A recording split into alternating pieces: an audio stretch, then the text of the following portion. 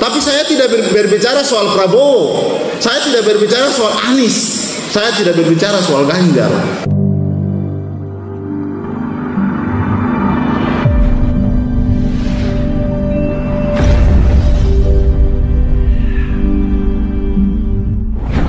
Saudara-saudara,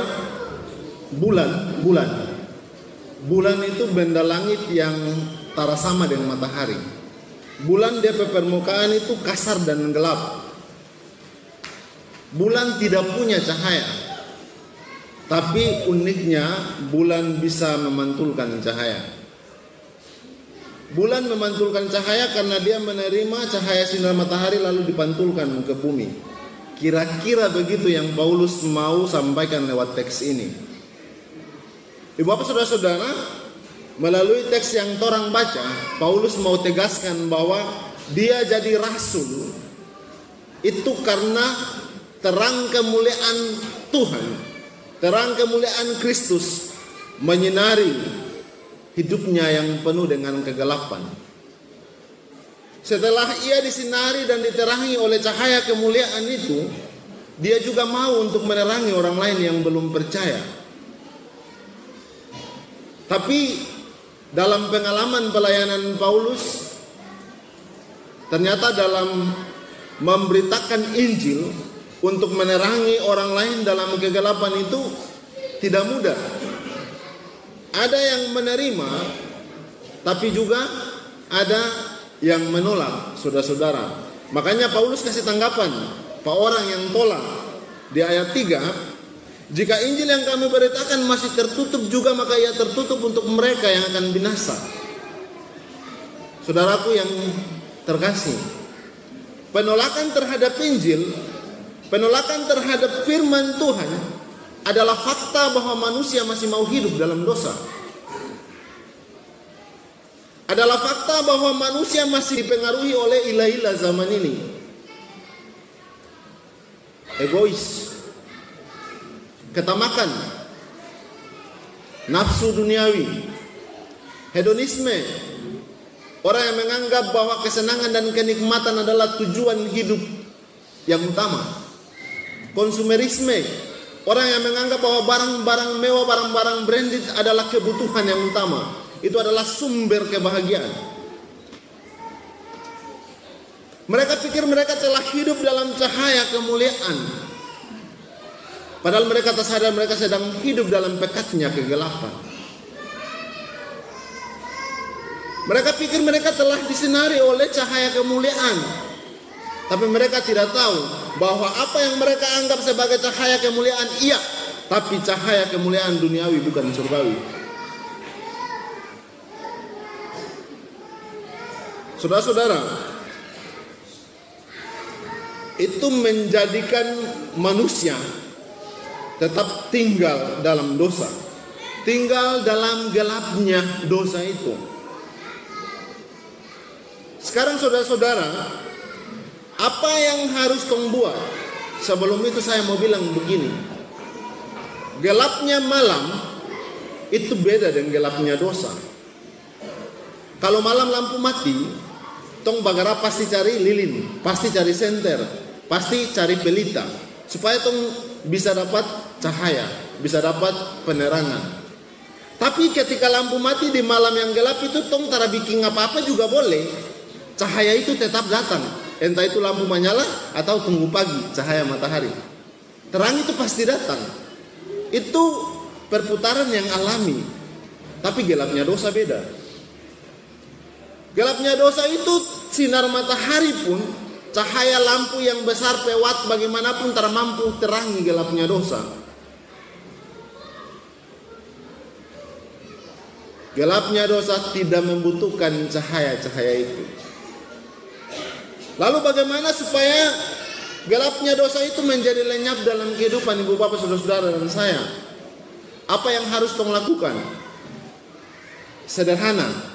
Sebagaimana Paulus bilang di ayat 3 dengan 4, kalau Injil yang tong beritakan ngoni hati tak tutup terhadap Injil, ngoni tolak Injil, orang yang tak percaya binasa, maka sebaliknya tong bikin membuka hati menerima Injil itu. Sederhananya begitu. Orang yang mau supaya kegelapan dosa itu lenyap dari dirinya harus membuka diri, menerima firman Tuhan, menerima cahaya kemuliaan supaya dia bisa melenyapkan kegelapan dalam hati kita. Orang yang mau berubah, orang yang mau sungguh-sungguh supaya gelapnya dosa tidak lagi menguasai diri, dia adalah orang yang mau tobat dan mau taat. Dia sungguh-sungguh mau berubah. Maka pertobatan dan ketaatan itulah akan menjadi cahaya untuk melenyapkan gelapnya dosa. Bukan cahaya matahari, bukan cahaya yang lain. Tapi pertobatan itu menjadi cahaya kemuliaan. Orang yang sudah terima Injil, orang yang mau benar-benar percaya pada Tuhan, saudara, di atas dia, walaupun dia dalam kegelapan, terang Tuhan terbit atas dia. Cahaya kemuliaan akan membungkusi dia. Saudara, di saat orang menerima firman itu, kedaulatan Allah akan merestorasi, akan memulihkan keadaan ibu bapak, saudara-saudara dan saya. Kalau dulu kita dalam gelap, sekarang kita mau pindah di terang. Kalau dulu kita berdosa, sekarang kita bertobat. Kuasa Allah itu akan merestorasi, akan memulihkan keadaan kita kepada yang semula, yang dulu berdosa sekarang tidak. Itu restorasi. Ada pemulihan. Pemulihannya dari pihak Tuhan, tapi ada inisiatif untuk mau dipulihkan oleh Tuhan. Sekarang saudara-saudara, Paulus mengajarkan kita bahwa ketika dia menerima cahaya kemuliaan Kristus, dia mau menerangi orang lain lagi. Ketika dia diterangi, dia mau menerangi. Kita yang mengaku orang Kristen, setelah kita menerima terang Kristus, kita diterangi, maka kita juga harus menerangi dong. Supaya kita tidak klaim kosong, saya orang Kristen tapi kegelapan meliputi kehidupan saya. Saya orang Kristen, seharusnya yang ada dalam kehidupan saya, yang ada dalam tutur kata saya, yang ada dalam perbuatan saya, itu adalah terang Kristus. Orang yang taat itu hatinya selalu terpancar cahaya. Ayat 6 toh, sebab Allah telah berfirman, dari dalam gelap akan terbit terang, Ia juga yang membuat terangnya bercahaya di dalam hati kita. Kalau tong mau taat dan tunduk takluk kepada kedaulatan Allah itu. Saudara-saudara, apakah pemulihan itu soal dosa saja? Ketaatan dan pertobatan kita untuk mau sadar dari kesalahan itu merestorasi, memulihkan semua aspek kehidupan manusia. Bukan cuma soal dosa, tapi soal hidupmu. Dalam aspek ekonomi Tuhan akan pulihkan. Dalam aspek yang lain, apa yang ibu bapak saudara gumuli dalam hidup, Tuhan akan pulihkan. Cuma saudara taat dan mau tobat, saya berdoa, Tuhan akan menunjukkan kuasanya untuk memulihkan hidup saudara-saudara dan saya. Saudara-saudara, mari orang belajar. Tong mau belajar untuk juga mau menerangi orang lain. Hal-hal sederhana saja, tak usah pikir yang besar-besar. Tong bakuliah di tetangga, bakuliah di kiri kanan, orang bikin salah, togor dia, supaya cara orang menerangi dia. Togor saja, kalau dia boleh marah, terapa, kita cuma mau bilang saja yang begitu tuh salah. Sederhana begitu. Ada orang kacau ke sana untuk bilang jangan begitu, baku baik lebih baik. Kemarin saya bilang, kalau engkau sedang ada dalam masalah, ada hubungan sosial yang renggang karena ada kesalahpahaman atau kebencian, tak usah tunggu lama. Kasih ringan langkah ke sana, kasih ringan mulut, Pak bilang maaf.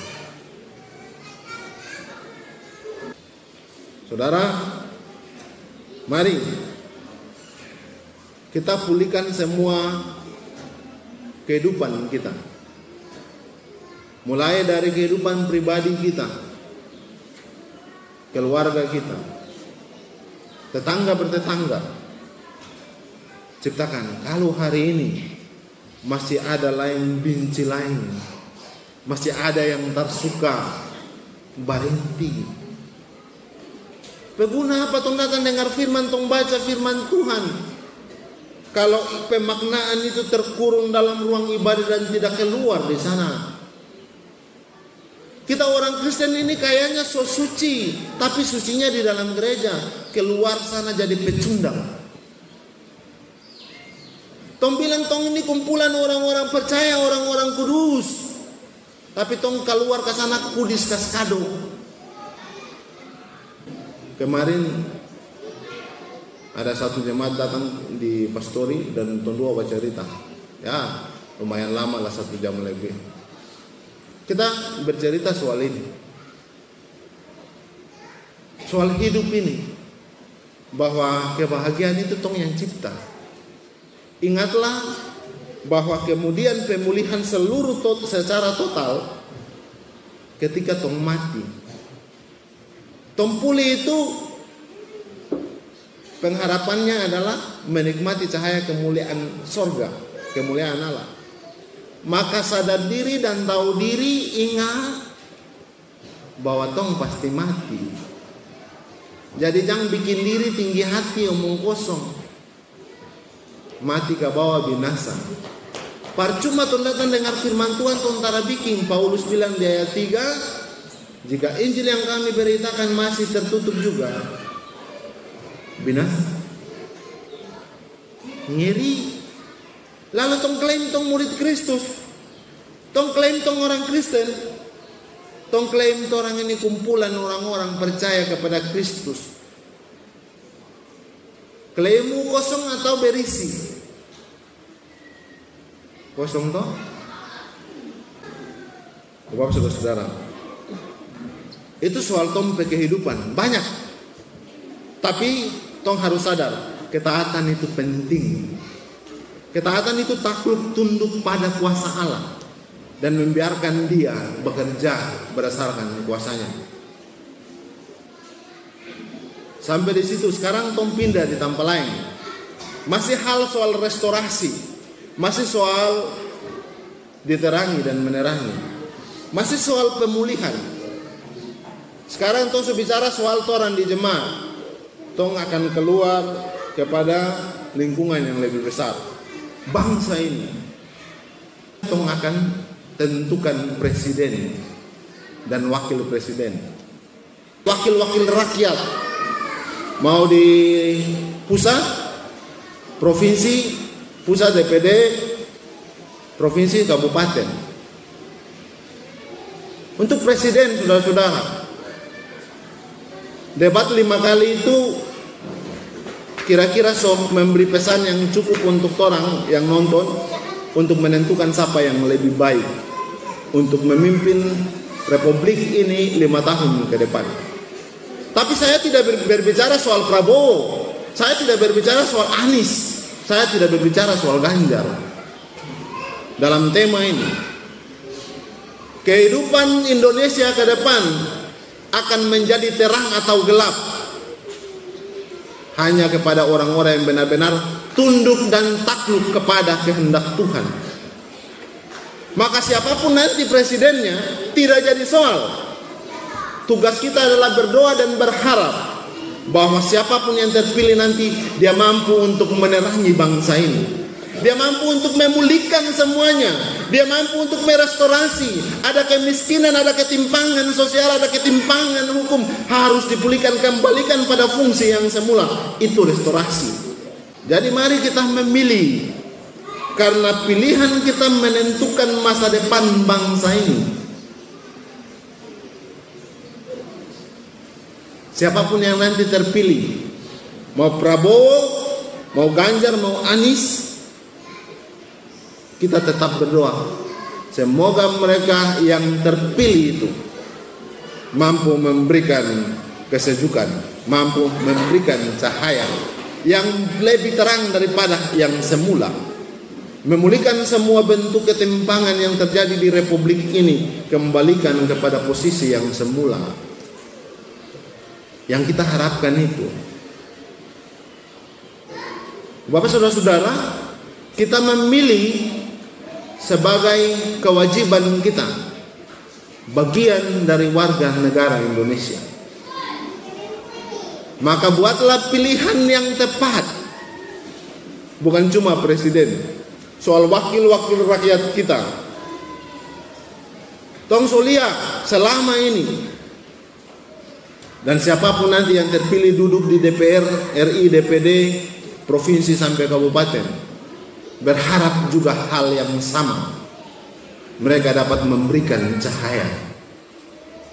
Mereka dapat peduli terhadap kepentingan masyarakat. Bukan peduli karena isi perutnya dan menebalkan dompetnya, tapi peduli untuk juga mau melihat orang-orang yang sangat membutuhkan uluran tangan mereka. Aspirasi rakyat di bawah, bukan janji-janji kosong. Terakhir, dalam tema mingguan, diterangi dan menerangi, tema bulanan, kedaulatan restorasi Allah membentuk ketaatan umat. Orang yang diterangi oleh firman Allah, oleh cahaya kemuliaan Allah, pasti ketaatannya terbentuk. Maka orang yang taat itu pasti bercahaya. Dia akan memberikan cahaya bagi orang lain. Orang yang taat itu di hatinya selalu terpancar cahaya kemuliaan Kristus. Dia tidak bisa lihat orang baku marah. Dia tidak bisa simpan dendam. Dia tidak bisa simpan marah. Dia tidak bisa menyimpan iri hati dengki, karena itu menyusahkan dia dan menyiksa dia. Maka ketaatan diwujudkan lewat memulihkan semua keadaan itu. Supaya apa? Supaya cahaya kemuliaan itu bersinar terus. Untuk apa? Untuk tong rasakan bahwa kerajaan Allah suasananya, meskipun kita masih di bumi, terasa dalam hidup kita. Sekarang pertanyaan terakhir sebagai bahan refleksi untuk kita. Maukah diterangi oleh cahaya kemuliaan Kristus, atau maukah saudara digelapkan oleh dosa? Tuhan Yesus memberkati. Amin.